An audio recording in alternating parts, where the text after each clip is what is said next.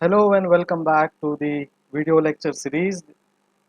और इस वीडियो में हम बात करने वाले हैं e commerce myths and realities. देखिए, जब ई कॉमर्स के बारे में हम लोग बात करते हैं और इसमें कुछ हकीकत है और कुछ झूठ भी है। तो मिथ्स आर नथिंग बट कुछ क्या बोलते हैं, मन घड़त कहानियाँ। ठीक है, ये मन घड़त कहानियाँ जो है कुछ लोगों ने बनाया है और उसके अगेंस्ट में कुछ रियलिटीज़ है।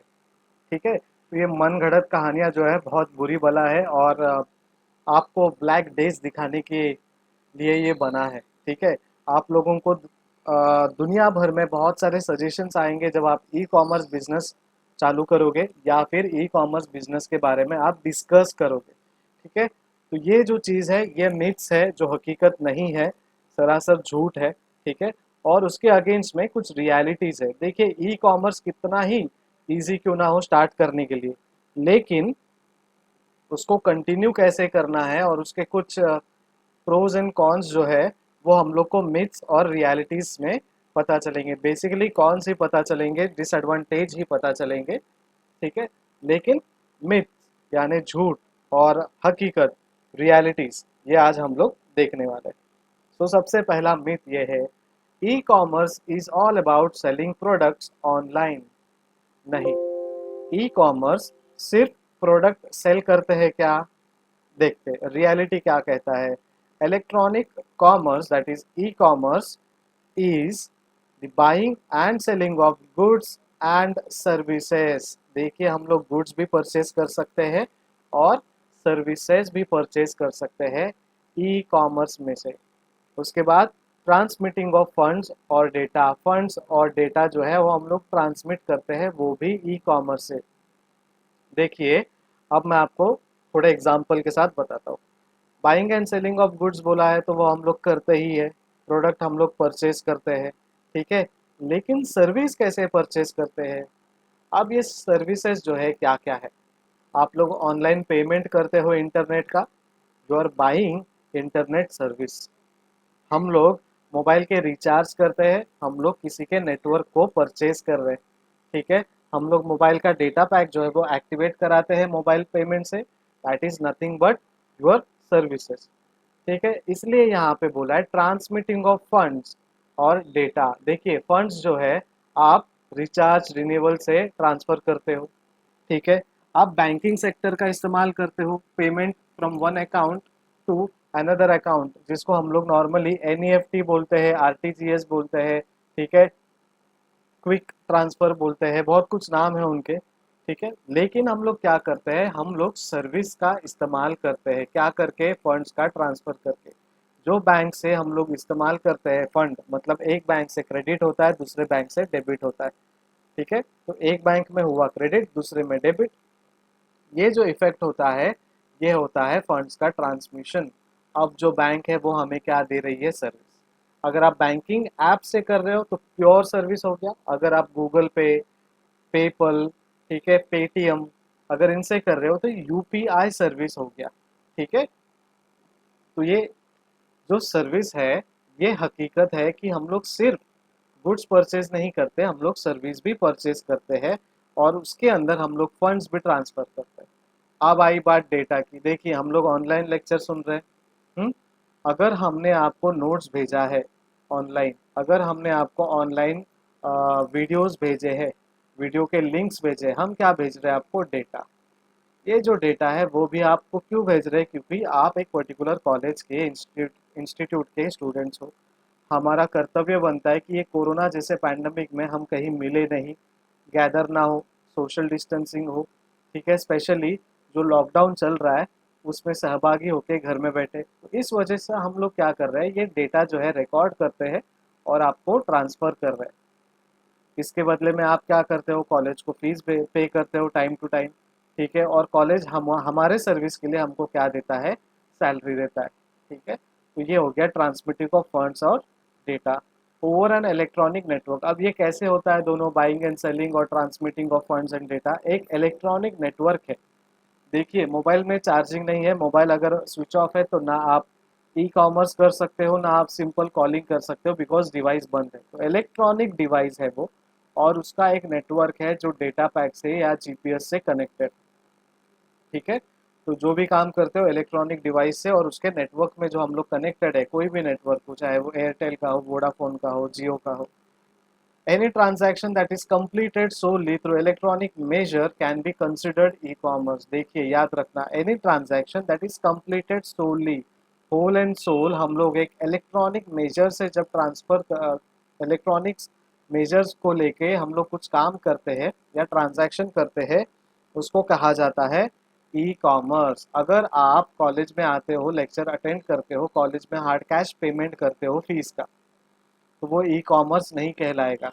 लेकिन आप कॉलेज में आए, आपने पेमेंट जो है ऑनलाइन कर दिया, फिर भी वो कुछ हद तक का ई कॉमर्स होगा, लेकिन पूरा ई कॉमर्स नहीं होगा। ई कॉमर्स सिर्फ ट्रांजैक्शन होगा। एक बैंकिंग के लिए आपने ई कॉमर्स किया है, लेकिन कॉलेज के लिए वो ई कॉमर्स है नहीं, कॉलेज के लिए तो वो रेगुलर ट्रांजैक्शन है।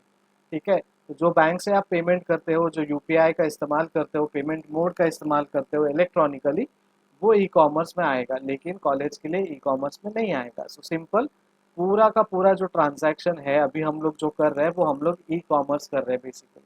आप ऑनलाइन फीस पेमेंट कर रहे हो, हम लोग आपको ऑनलाइन सर्विसेज दे रहे हैं। Myth number 2, E commerce is only for large players. अब लार्ज प्लेयर्स का मतलब क्या है? फ्लिपकार्ट और स्नैपडील, हमने पिछले वीडियो लेक्चर में बात की थी। वो जो लार्ज प्लेयर्स है फ्लिपकार्ट और स्नैपडील, जिनके पास फंडिंग बहुत है, जिनके पास बैकअप बहुत है, जिनका स्टोरेज अच्छा है, जिनका नेटवर्क अच्छा है, जिनका मार्केट शेयर अच्छा है, वो है लार्ज प्लेयर्स। लेकिन रियलिटी क्या कहता है? It is not and never will be only for the large players. देखिए ओनली पे यहाँ पे ज़्यादा ध्यान देना है। ठीक है, ये ओनली जो है सिर्फ लार्ज प्लेयर्स के लिए नहीं है, ई कॉमर्स सभी के लिए, मेरे लिए भी। अगर छोटा सा कोई वेंडर है, किराना वाला है, जिनको सिर्फ कल्याण, डोंबिवली, ठाणे, दादर, मुंबई, ठीक है, अगर ये नेटवर्क कवर करना है तो तभी जाके या आप यहाँ पे ई कॉमर्स में भी काम कर सकते हो। आपके ऐसे बहुत सारे वेंडर्स हैं, मोबाइल शॉप ओनर्स है, बेसिकली आईटी वाले जो भी कंपनीज है, छोटे छोटे शॉप्स है, वो सब आजकल इंस्टाग्राम में उन्होंने अपना पेज खोल रखा है। One with creative business idea, if identifies the niche or gap not concentrated by large player, will be able to establish and develop e-commerce business by targeting and providing quality products or services to the niche। देखिए, one with creative business idea, आपका अगर business idea creative है, आप अगर चाहते हो कि मेरा बिजनेस हर जगह में हर तरीके से प्रमोट हो, और आप उसको आइडेंटिफाई करते हो, और आपका जो गैप है कस्टमर और कंपनी का, वो गैप कम करना चाहते हो, और कॉन्सेंट्रेटेड ग्रुप, लार्ज प्लेयर जो है वो कॉन्सेंट्रेटेड नहीं रहते, हम लोग जो स्मॉल प्लेयर्स हैं वो कॉन्सेंट्रेटेड रहते हैं, उस हिसाब से हम लोग क्या करते हैं, हम लोग एक छोटा सा बिजनेस पेज खोलते हैं और उस हिसाब से हम लोग काम कर सकते हैं। उसके बाद वाला मिथ है, once website is set up traffic will come. अगर एक बार वेबसाइट से सेटअप हो गया तो आपका जो ट्रैफिक है वो आ जाएगा, लेकिन हकीकत वो नहीं है। अगर आपने वेबसाइट एक सेटअप किया तो ऑटोमेटिकली नहीं आएगा, लोगों को पता चलने दो, लोगों तक जाने दो, मार्केटिंग करो, उसके बाद ही वो आपको ट्रैफिक जो है वो आएगा। देखिए रियलिटी क्या कहता है, for attracting traffic on e-commerce website, one has to focus on search engine optimisation. Search engine optimisation जो है वो हमको करना है। ठीक है, सर्च इंजन ऑप्टिमाइजेशन करेंगे तो क्या होगा, आपका जो बिजनेस है वो बहुत सारे लोगों तक जो इंटरेस्टेड है, जिनको पता है कि आपका ये बिजनेस उनके सजेशन में आया है, और आपका जो बिजनेस है वो सजेशन में आएगा, और वो सजेशन में आने के बाद उनके इंटरेस्ट का है तो वो इंटरेस्ट के हिसाब से काम करेंगे और वो इंटरेस्ट दिखाएंगे आपको। लेकिन सर्च इंजन ऑप्टिमाइजेशन करने के बाद भी अगर आप टारगेट ओरिएंटेड नहीं हो तो भी आपको ट्रैफिक नहीं आएगा। Developing quality content and relevant for website, जो भी क्वालिटी कंटेंट है वो आप वेबसाइट के लिए बनाना है। अगर आपका कोई आईटी फर्म है तो आईटी रिलेटेड आपको, आपके प्रोडक्ट रिलेटेड आपको वो पोस्ट करना है और वेबसाइट में आपको डेटा रखना है, तो बेसिकली क्वालिटी मेंटेन करना है। फॉर एग्जांपल आपको एमआई का फ़ोन परचेज करना है, आप जाते हो एमआई के वेबसाइट में घर बैठे बैठे अपने मोबाइल या कंप्यूटर लैपटॉप डिवाइस से। ठीक है, लेकिन उस वेबसाइट में आपको फ़ोन लेना है और वो एमआई जाना जाता है फ़ोन्स के लिए, लेकिन वहाँ पे सिर्फ charger, mobile cables, OTG cable, headphones, headsets, Bluetooth headsets यही सिर्फ दिखाई दे रहा है। तो क्या उनका कंटेंट क्वालिटेटिव है? शायद वो रिलेवेंट होगा, ठीक है, मोबाइल के लिए जो जो चीज़ चाहिए वो है उनके पास और वो क्वालिटेटिव प्रोडक्ट ही है। लेकिन आपको जो चाहिए मेन फोकस आपका जो है मोबाइल का, क्या आपको वो मोबाइल वाला क्वालिटी कंटेंट दे रहा है? नहीं, अदर देन मोबाइल, तो आपके लिए वो सूटेबल नहीं है और कंपनी भी फोकस्ड काम नहीं कर रही है, ठीक है। तो जो भी कंटेंट है रिलेवेंट होना चाहिए और उसमें क्वालिटी होनी चाहिए। समझिए आपको मोबाइल का डेटा, सॉरी, आप एमआई के वेबसाइट में गए, आपको मोबाइल का डिटेल्स मिल रहा है, लेकिन उससे ज़्यादा डिटेल्स हम गूगल करके ले सकते हैं, ऐसा वो कंटेंट है। क्योंकि उनके वेबसाइट में ज़्यादा डिटेल नहीं दिया उन्होंने, बहुत कम चीज़ें बताई है। और जो मुझे जानना है साउंड क्वालिटी, कैमरा क्वालिटी, वो सिर्फ उन्होंने बोला है कि वो पीडीएफ फॉर्म डाउनलोड करो, उसके बाद वो फॉर्म भरो और फिर आपको मिलेगा। सो इतना लेंदी प्रोसेस है, मेरे को उतना टाइम नहीं है। आपको और हमें क्या चाहिए, क्विक डिसीजन लेना है और क्विक कंटेंट देख के हमें डिसाइड करना है मोबाइल लेना है या नहीं, ठीक है। तो ये डेवलपिंग जो है, क्वालिटी कंटेंट डेवलपिंग होना चाहिए। Then developing keywords representing one's business completely, ऐसा कीवर्ड आपको देना है जो आपके बिजनेस को कंप्लीटली रिप्रेजेंट करता है, ठीक है। जो भी कीवर्ड्स आप यूज करोगे वो पूरा बिजनेस का कीवर्ड यूज करना है आपको, तभी जाके आपका सर्च इंजन ऑप्टिमाइजेशन हो जाएगा। फॉर एग्जांपल आप गूगल में डालिए एम आई फोन, ठीक है, आपको गूगल सजेशन देगा उसके टाइप्स का, ठीक है। फिर नीचे देगा एम आई फ़ोन केबल, एम आई फ़ोन चार्जर, एम आई फ़ोन हेडफोन्स, हेडसेट, ब्लूटूथ। ये सजेशन जो है वो पूरे कीवर्ड्स है, ठीक है।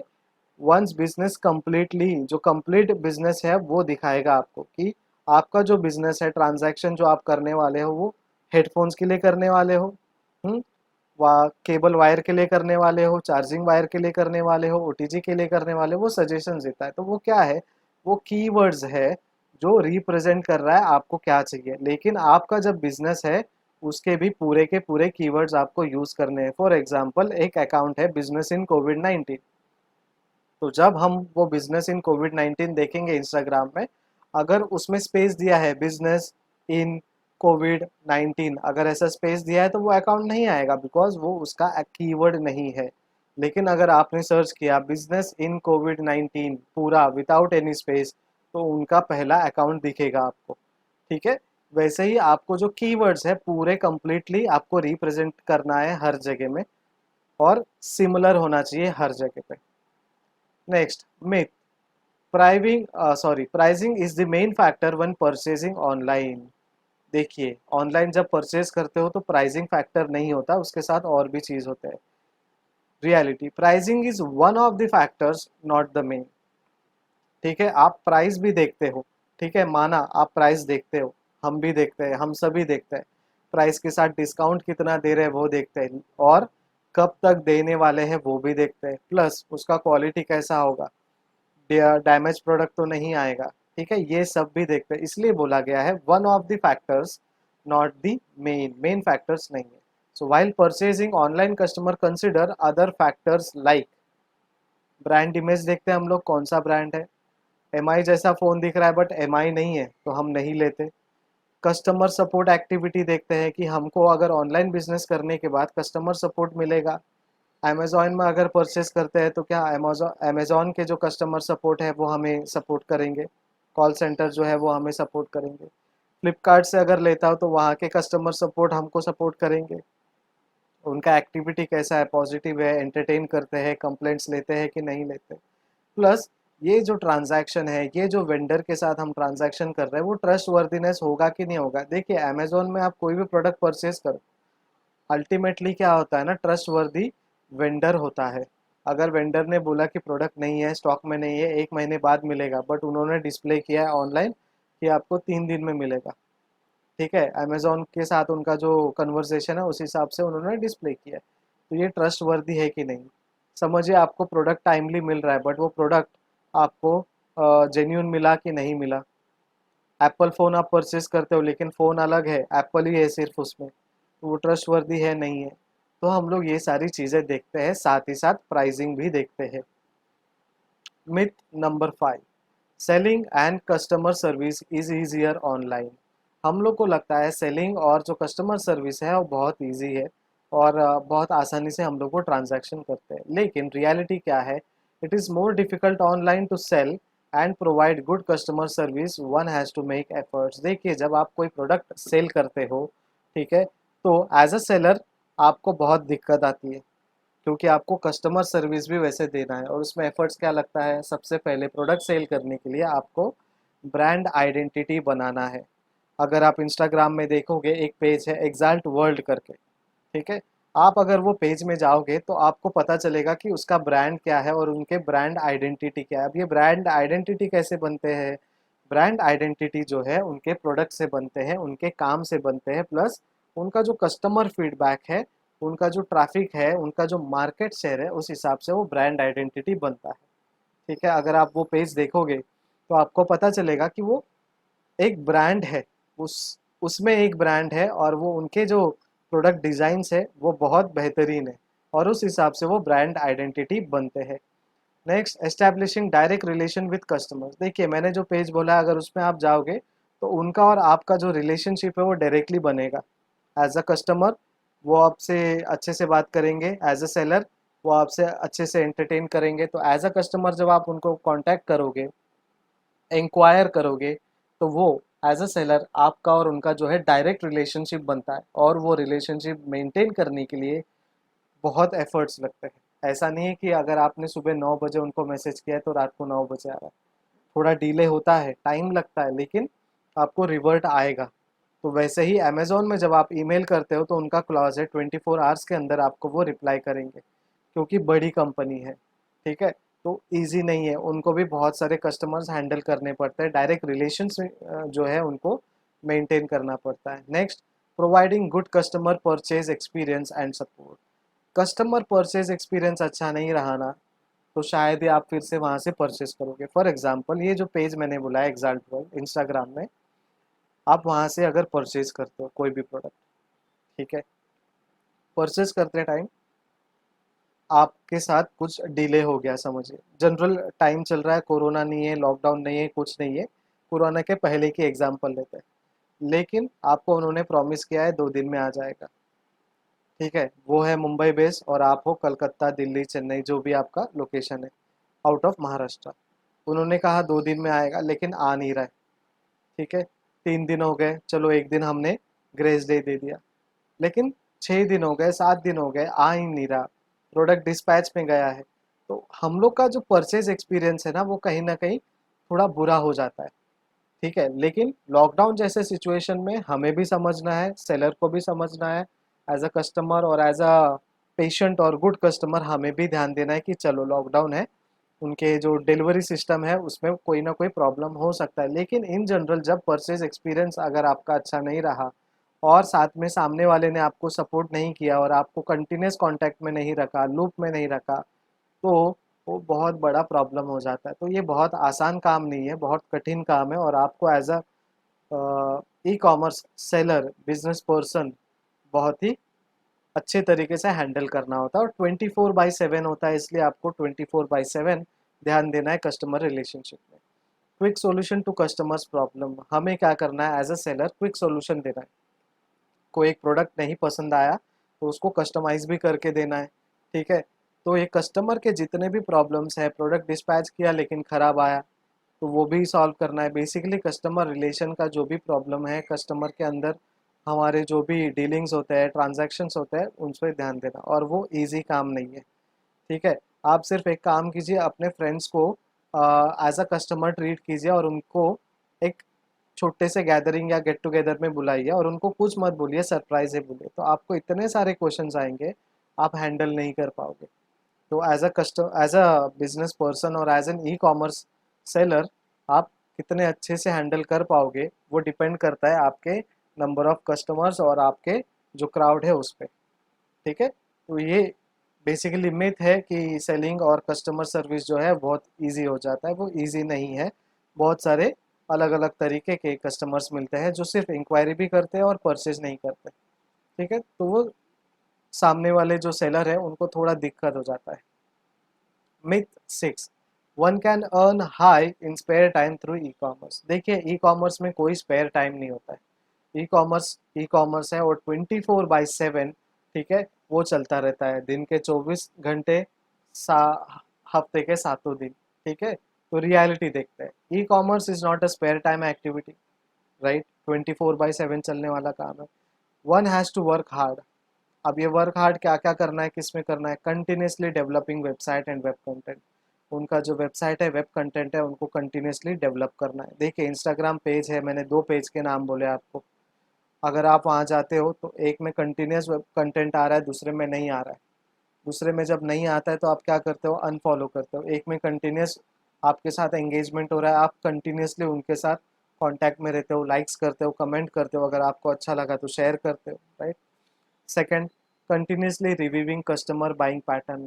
कस्टमर बाइंग पैटर्न जो है रिव्यू करना है। देखिए लॉकडाउन है, एसेंशियल प्रोडक्ट लोगों को चाहिए, अगर आप प्रोवाइड कर सकते हो तो प्रोवाइड कर दीजिए, आपके कस्टमर के लिए ईजी होगा, उसको दर बदर भटकने की ज़रूरत नहीं पड़ेगी। तो रिव्यू करना है कस्टमर के बाइंग पैटर्न को, क्या पसंद है, टेस्ट एंड प्रेफरेंस क्या है उनका, ठीक है। Implementing the changes required for making e commerce business stable and competitive. आपको बहुत सारे चेंजेस इंप्लीमेंट करने पड़ते हैं और आपका जो ई कॉमर्स बिजनेस है उसको स्टेबल और कॉम्पिटिटिव रहने के लिए आपको बहुत सारे एफर्ट्स लेने पड़ते हैं। सो ये था आपके लिए myths and realities. I hope आपको पसंद आया हो। पसंद आ रहा है तो लाइक भी कीजिए, कमेंट्स तो आ ही रहे, शेयर भी बहुत सारे लोगों ने किया है।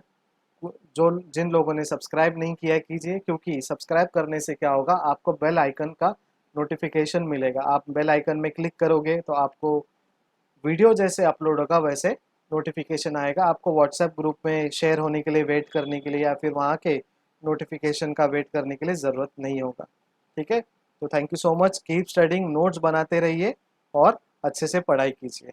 Bye bye.